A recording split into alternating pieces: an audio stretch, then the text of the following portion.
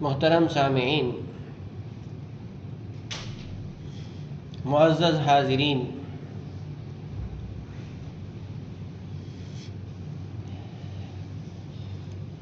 ایک مسلمان کے عقیدے میں بنیادی طور پر یہ بات داخل ہے کہ وہ اسلام کو ایک جامع اور مکمل نظام حیات سمجھے، یعنی ایک مسلمان کے مسلمان ہونے کے لیے یہ بات ضروری ہے کہ وہ یہ عقیدہ رکھے، پیدائش سے لے کر موت تک زندگی میں پیش آنے والے جتنے بھی امور ہیں ان سب کے بارے میں مجھے اسلام رہنمائی فراہم کرتا ہے۔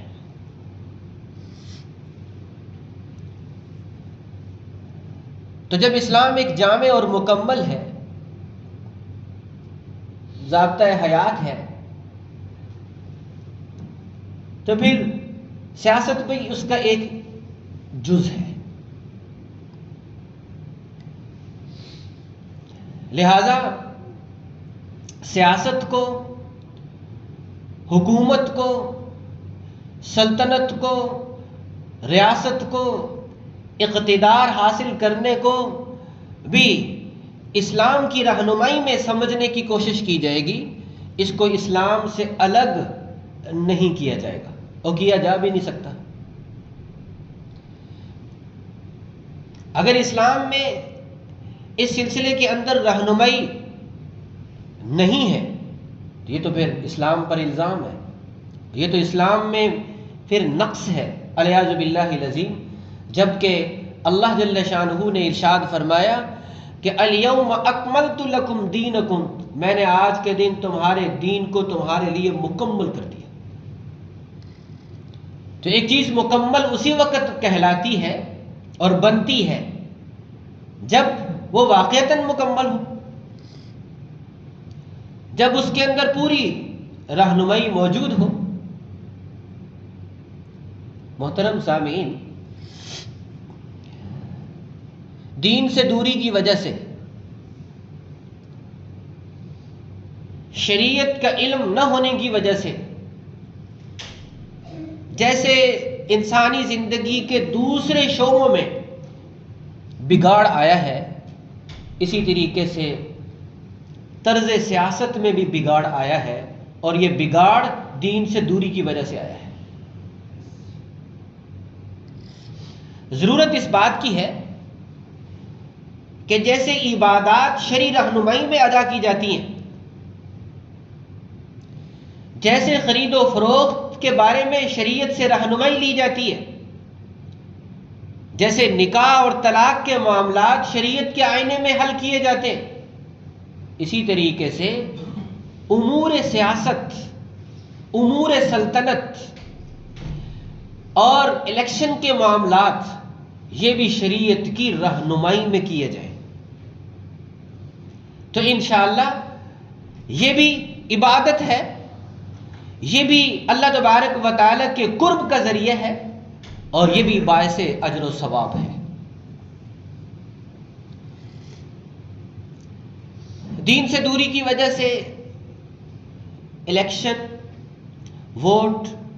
اور سیاست یہ کچھ ایسے الفاظ ہیں کہ شر اور فساد اور بددیانتی، دھوکہ دہی، غلط بیانی، ان چیزوں نے ان کو سیاست کو اور الیکشن کو گھیر رکھا ہے، اور یہ صرف دین سے دوری کی وجہ سے ہے۔ ایک آدمی جو انتخابات میں کھڑا ہوتا ہے وہ گویا کہ دو چیزوں کا دعویٰ کرتا ہے۔ ایک اس بات کا دعویٰ کرتا ہے کہ میں نے اپنے آپ کو جس سیٹ کے لیے امیدوار بنایا ہے میں اس کا اہل ہوں، میں اس کے قابل ہوں، میں اس کی صلاحیت رکھتا ہوں۔ دوسرا وہ اس چیز کا دعویٰ کرتا ہے کہ مجھے جو ذمہ داری ملے گی میں پوری دیانت اور امانت کے ساتھ اس کو انجام دوں گا۔ ان دو چیزوں کا وہ دعویٰ کرتا ہے۔ اب اس سلسلے میں شریعت تو یہ کہتی ہے، بہتر تو یہ تھا کہ یہ از خود دعوے دار نہ بنتا، مسلمانوں کی ایک جماعت خود منتخب کرتی اپنے پورے علاقے میں غور و خوض کر کے کہ کون شخص ہے جو منبری کے قابل بھی ہے اور امور منبری کو دیانت اور امانت کے ساتھ انجام بھی دے گا۔ بہتر تو یہ تھا، لیکن خیر جب ایک آدمی منبری کے لیے کھڑا ہو گیا تو وہ ان دو چیزوں کا دعویٰ کر رہا ہے۔ اب جو لوگ اس کو ووٹ دیں گے انہیں سوچ لینا چاہیے کہ اس ووٹ کی شرعی حیثیت کیا ہے۔ تو اچھے طریقے سے یہ بات یاد رکھیں کہ ووٹ کی شرعی لحاظ سے بہت سی حیثیتیں ہیں، ان میں سے ایک یہ کہ یہ ووٹ دینا یہ گواہی ہے۔ گواہی ایک شرعی حکم ہے، گواہی کو درست استعمال کرنا لازم اور واجب ہے، جھوٹی گواہی حرام اور ناجائز ہے، اور گواہی کو چھپانا یہ بھی قابل جرم ہے، یہ بھی جرم ہے اور قابل عذاب ہے۔ جب ایک شخص کسی کے حق میں ووٹ دے رہا ہے تو وہ گویا کہ گواہی دے رہا ہے اس بات کی کہ اس نے یہ دو چیزوں کا دعویٰ کیا ہے، یہ ان دونوں دعووں میں سچا ہے۔ اس نے دو دعوے کیے تھے، ایک یہ کہ میرے اندر قابلیت ہے منبری کی، اور دوسرا اس نے یہ دعویٰ کیا تھا امیدوار نے کہ میں پوری دیانت اور امانت کے ساتھ کام سر انجام دوں گا۔ اب ووٹ دینے والا گواہی دے رہا ہے اس کے حق میں، اور گواہی کے بارے میں یاد رکھیں کہ گواہی جھوٹی دینا یہ شرک کے قریب درجے کا گناہ ہے۔ اللہ تعالیٰ نے قرآن کریم میں اور جناب نبی کریم صلی اللہ علیہ وسلم نے اپنی احادیث میں جھوٹی گواہی کو شرک کے قریب قرار دیا ہے، شرک کے ساتھ ملا کے ذکر کیا ہے، اور شرک کے بارے میں ہر مسلمان کو پتہ ہے کہ وہ کتنے بڑے درجے کا گناہ ہے، سب سے بڑا گناہ وہ شرک ہے۔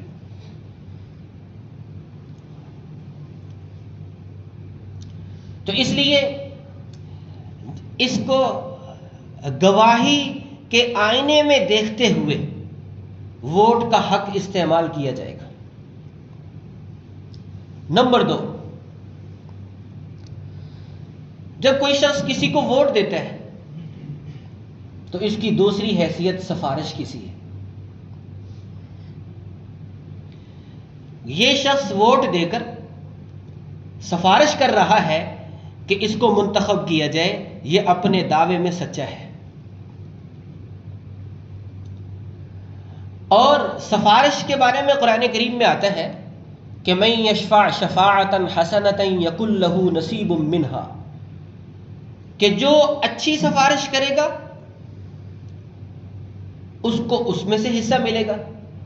ومن یشفع شفاعتا سیئۃ یکن لہ کفل منہا، اور جو بری سفارش کرے گا اس کو اس میں سے حصہ ملے گا۔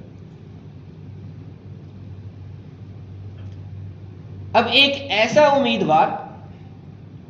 جو قابلیت بھی رکھتا ہے اور دیانت اور امانت بھی رکھتا ہے، اس کے حق میں ووٹ یہ اچھی سفارش ہے۔ اور ایک ایسا امیدوار جو قابلیت نہیں رکھتا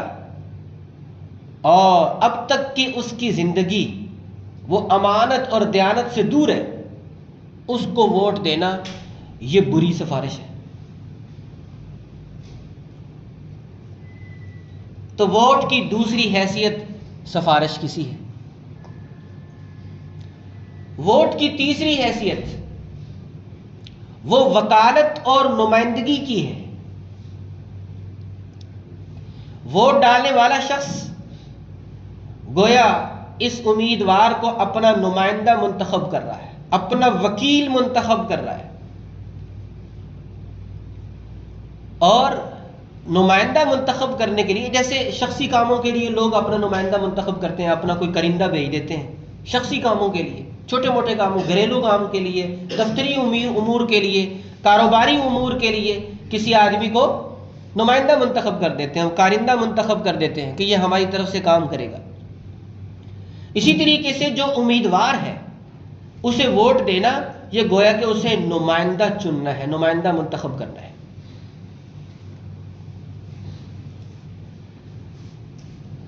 تو ایک وہ نمائندہ ہے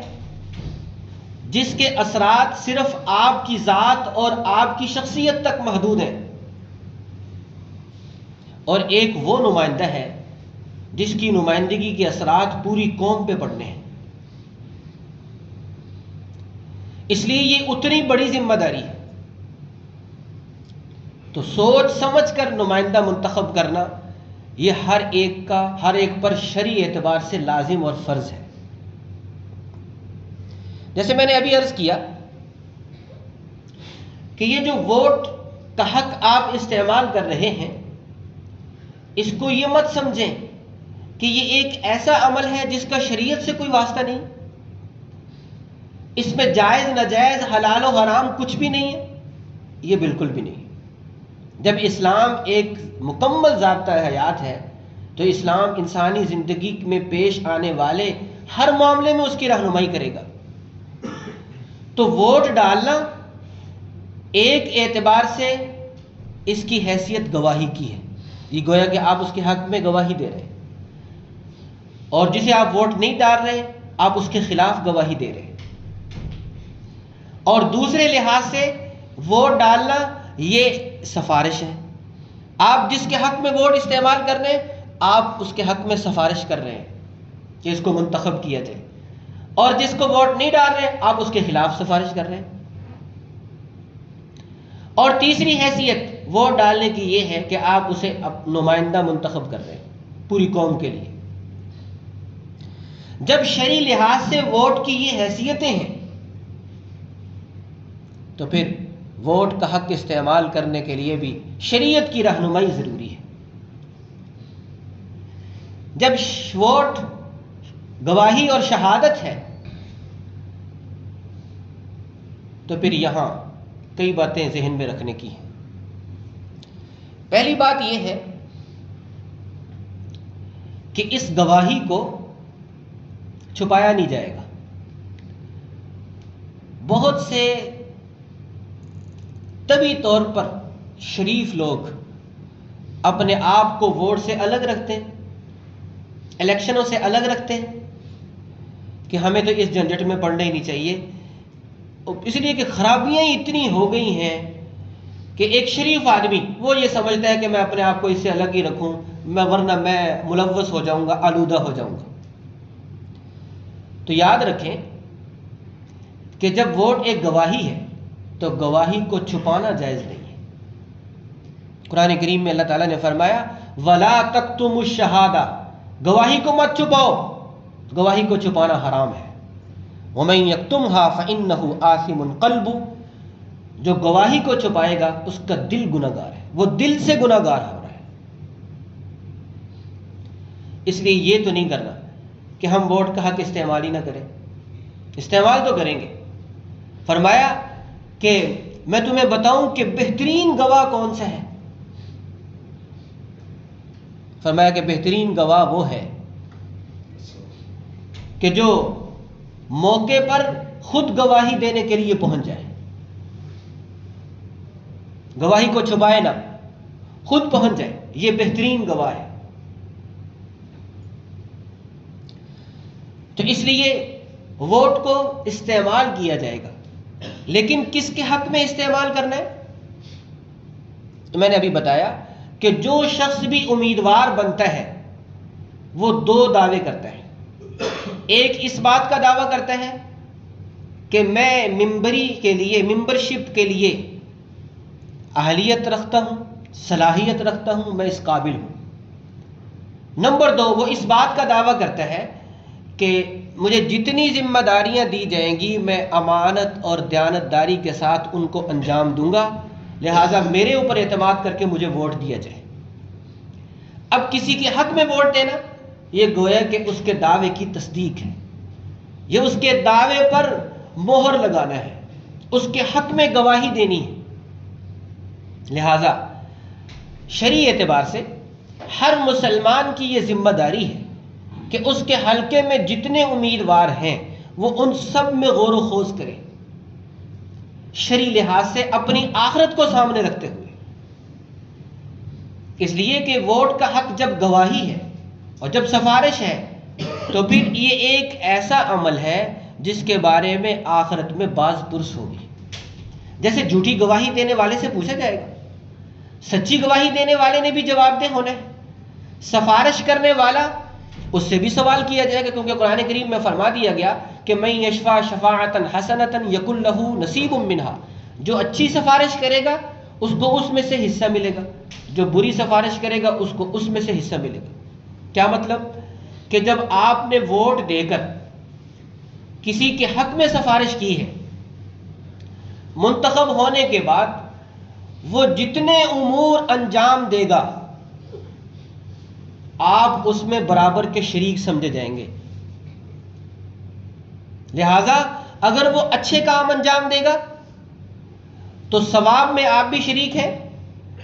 اور اگر وہ برے کام خلاف شرع گناہ کے کام انجام دے گا ممبرشپ سے متعلق تو آپ اس کے گناہ اور وبال میں برابر کے شریک ہیں، اس لیے کہ آپ نے ووٹ دے کر بری سفارش کی۔ یہ قرآن کریم کا فیصلہ ہے کہ من یشفع شفاعۃ سیئۃ یکن لہ کفل منہا۔ لہذا میں بڑے احترام کے ساتھ یہ بات عرض کرنا چاہتا ہوں کہ ووٹ کا حق جو استعمال کیا جائے اس میں ہمیں چھوٹی چھوٹی باتیں ذہن میں نہیں رکھنی چاہیے، اس میں ذاتی مفاد، اس میں کسی سے ذاتی تعلق یا کسی کا خوف، ان چیزوں کو نہیں لانا چاہیے، نہیں دیکھنا چاہیے، خاطر میں نہیں لانا چاہیے۔ اور بدترین بات یہ ہے کہ کسی سے کچھ لے کر اس کے حق میں اس کو ووٹ دینا، یہ رشوت کی بدترین قسم ہے۔ جیسے عدالت کے اندر ایک شخص کو پیسے لے کر گواہی دینا ناجائز اور حرام ہے اور یہ جرم ہے، بالکل اسی طریقے سے جب ووٹ دینا گواہی ہے تو پھر پیسے لے کر کسی کے حق میں ووٹ دینا یہ رشوت کی بدترین قسم ہے۔ ووٹ دینا جب گواہی ہے، جب سفارش ہے اور جب وکالت اور نمائندگی ہے تو پھر یہاں صرف اور صرف شریعت کے تقاضوں پہ پورا اترنے والا جو شخص ہے اس کے حق میں ووٹ استعمال کیا جائے گا۔ اور اگر کوئی یہ کہے کہ ہمارے علاقے میں جتنے بھی امیدوار ہیں وہ سارے ہی ایسے، یہ سوال بھی پیدا ہو سکتا ہے، تو شریعت کی طرف سے اس کا جواب یہ ہے کہ ان میں یہ دیکھا جائے کہ قدر بہتر کون سا ہے، جو ان میں سے قدر بہتر ہے انہی دو چیزوں میں جو میں نے پہلے عرض کیا کہ جو بھی شخص امیدوار ہے اپنے جو کھڑا ہو رہا ہے الیکشن میں وہ دو دعوے کر رہا ہے، ایک یہ دعویٰ کر رہا ہے کہ میرے اندر صلاحیت اور اہلیت موجود ہے، اور دوسرا یہ دعویٰ کر رہا ہے کہ اس سے متعلقہ جتنے بھی امور ہوں گے میں دیانت اور امانت کے ساتھ ادا کروں گا۔ ان دو چیزوں میں آپ جس کو قدر بہتر سمجھتے ہیں اس کا تعلق کسی سے بھی ہو، اس کے حق میں ووٹ استعمال کرنا یہ شرعی ذمہ داری ہے، اور اس کو چھوڑ کر کسی اور کے حق میں ووٹ استعمال کرنا یہ شرعاً جرم ہے۔ میں عرض کروں کہ دین سے دوری کی وجہ سے بہت سے مسلمان ایسے ہیں جو بیچارے صرف عقائد اور عبادات کو دین سمجھتے ہیں، اور اس سے باہر کے جتنے بھی چیزیں ہیں، امور ہیں، معاملات ہیں، سمجھتے ہیں کہ ان کا دین سے کوئی تعلق نہیں۔ یاد رکھیں ایسا نہیں، ہر مسلمان کے عقیدے میں بنیادی حیثیت سے یہ بات داخل ہے کہ وہ یہ عقیدہ رکھے کہ میرا اسلام کامل اور مکمل مذہب ہے، میرا اسلام ایک جامع ضابطۂ حیات ہے، میرا اسلام جو ہے وہ مجھے پیدائش سے لے کر موت تک زندگی کے تمام امور میں رہنمائی فراہم کرتا ہے۔ تو جب میرا اسلام ایک جامع مذہب ہے، ایک کامل مذہب ہے، تو وہ مجھے جہاں عبادات کے طور طریقے سکھائے گا، وہ مجھے جہاں نکاح اور طلاق سکھائے گا، وہاں وہ مجھے سیاست بھی سکھائے گا، وہاں وہ مجھے زندگی میں پیش آنے والے اگر یہ امور ہیں انتخابات کے ہیں تو وہ اس سلسلے میں بھی رہنمائی کرے گا۔ تو محترم سامعین، یہ سمجھنا کہ یہ چونکہ خرافات کا پلندہ ہے لہٰذا میں بالکل الگ رہوں، ووٹ استعمال ہی نہ کروں، یہ بھی جائز نہیں ہے، کیونکہ یہ گواہی ہے اور اس کا چھپانا جائز نہیں ہے۔ اور کسی لالچ میں یا خوف کی وجہ سے اس کا غلط استعمال کرنا یہ بھی جائز نہیں ہے، اس کو ٹھیک درست طریقے سے ہی استعمال کرنا ہے۔ آج اگر سیاست میں وہ چیزیں پیدا ہو گئی ہیں جو شرعی لحاظ سے پیدا نہیں ہونی چاہیے تو ان کا سدباب کیسے ہوگا؟ ایسے ہی ہو سکتا ہے جب اچھے دیانتدار، امانتدار، باصلاحیت نیک لوگ ان کو منتخب کر کے جب آگے بھیجا جائے گا تو یہ بگاڑ ختم ہو جائے گا، تو یہ فساد ختم ہو جائے گا، اس کے اندر سے جو برائی ہے وہ ختم ہو جائے گی، اچھائیاں اس کے سامنے آ جائیں گی۔ جب تک اس کا انتخاب شرعی اعتبار سے ہی ہوا کرتا تھا تو اس وقت تک اس کے فوائد لوگوں تک پہنچتے تھے۔ چنانچہ سیدنا صدیق اکبر رضی اللہ تعالیٰ جب اس کے لیے منتخب ہوئے تو وہ رحمت بن کے آئے لوگوں کے لیے۔ وہ قرآن و سنت کے ماہر تھے، قرآن و سنت کا علم رکھتے تھے، اللہ تبارک و تعالیٰ کے جتنے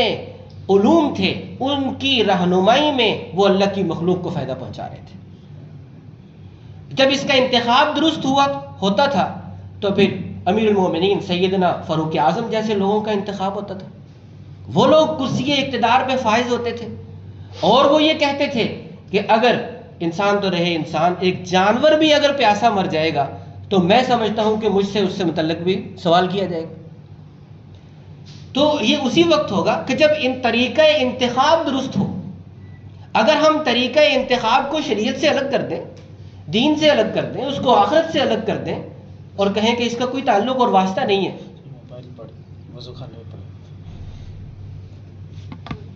تو پھر کیا ہوگا؟ تو پھر تو خرابیاں ہی سامنے آئیں گی۔ محترم سامعین، جہاں میں نے اور آپ نے نماز، روزے، حج، عمرے، نکاح، طلاق کے سلسلے میں قرآن و سنت سے رہنمائی لینی ہے، اسی طریقے سے ہم نے سیاست کے سلسلے میں بھی قرآن و سنت سے رہنمائی لینی ہے۔ جب طریقہ انتخاب شرعی ہوگا تو پھر یہاں پہ براجمان سیدنا عثمان غنی رضی اللہ تعالیٰ ہوتے ہیں، سیدنا علی المرتضیٰ رضی اللہ تعالیٰ، سیدنا امام حسن رضی اللہ تعالیٰ آتے ہیں، سیدنا امیر معاویہ رضی اللہ تعالیٰ آتے ہیں، حضرت عمر بن عبدالعزیز رحمۃ اللہ علیہ آتے ہیں، اور کتنے نیک لوگ، نیک بندے اللہ تبارک و تعالیٰ کے پھر اس کے لیے منتخب ہوتے ہیں جو لوگوں کے لیے رحمت بن کے آتے ہیں۔ تو اس لیے آج کی بات کا حاصل یہ ہے کہ ہم اس کو شریعت کے آئینے میں دیکھ کر فیصلہ کریں کہ ہم نے یہ حق کہاں استعمال کرنا ہے اور کہاں استعمال نہیں کرنا۔ ہم اس کو سمجھیں کہ یہ گواہی ہے، یہ سفارش ہے، اور اس کی ایک حیثیت مشورے کی بھی ہے، اور مشورہ امانت ہے، ہر آدمی سمجھتا ہے، اور حدیث میں بھی ہے ان المستشار مؤتمن، مشورہ امانت ہے۔ یہ گویا کہ آپ مشورہ دے رہے ہیں جس کے حق میں ووٹ استعمال کر رہے ہیں کہ میرا مشورہ یہ ہے کہ اس کو ایم این اے منتخب کر لیا جائے، اس کو ایم پی اے بنا دیا جائے، یہ آپ اس کے حق میں مشورہ دے رہے ہیں۔ اور مشورہ امانت ہے تو وہ اس کے اہل کے حق میں ہی استعمال کیا جا سکتا ہے، جیسے امانت اس کے اہل کے ہی سپرد کی جا سکتی ہے، اور ایک آدمی جس بات کا اہل نہیں ہے پھر اس کو مشورہ دینا، یہ تو امانت میں خیانت ہے۔ اللہ تبارک و تعالیٰ نے قرآن کریم میں فرما دیا ہے کہ خیانت کار اللہ کو پسند نہیں ہے، اللہ تبارک و تعالیٰ کو تو امانت دار پسند ہے۔ تو اگر ہمارے اس سنجیدگی کے ساتھ اس طرز عمل کو درست کرنے سے اچھے لوگ منتخب ہو جائیں گے تو منتخب ہونے کے بعد وہ جتنی خیریں کریں گے، وہ کسی کے سر پہ ہاتھ پھیریں گے،